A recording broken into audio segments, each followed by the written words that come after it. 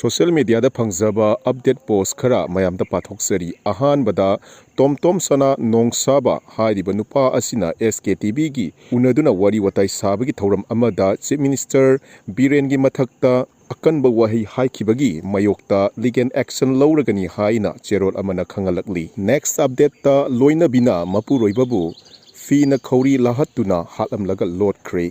Next update ta maitai nongsa haina mingthon ba page amana asumna hairakli thaina gi photo ama World Championship macha amasum sanarubagi goal lawrakpani.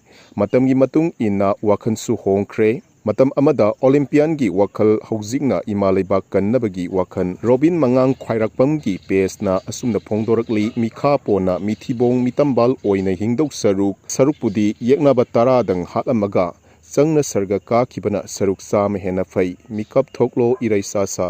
Next update ta Manipur da thokliba irang asi athuba matamda loisinnaba amadi lanjinarakliba mioising masa masagi hanagi maramdamda hanjinnaba hotnabana mahaki ahanba thabak oigani haina BJP gi inergi mirep TH Basanta Kumar na phongdokre. Next update ta Mahesor Thongnawjamgi Wask taret mayam mathak manaw naina pathokchari ahanbada miramdagi narolda changlaklaga iraisa singda landariba misi minakaya thokhalliba narco terrorist amasung illegal immigrants pumnamak maru phangna takthoknaba hotnagani ani subada lanchenariba iraisa punamak makhoigi hanagi laifamda matik chana security piduna tangdu leitana hanjinnaba hotnagani ahum subada famfam thoktana phangiba refugee singdagi ST list dagi lokthoknaba hotnagani amasung narco terrorist ki mapangan kangkhalhalliba hereditary chieftainship muthatnaba hotnagani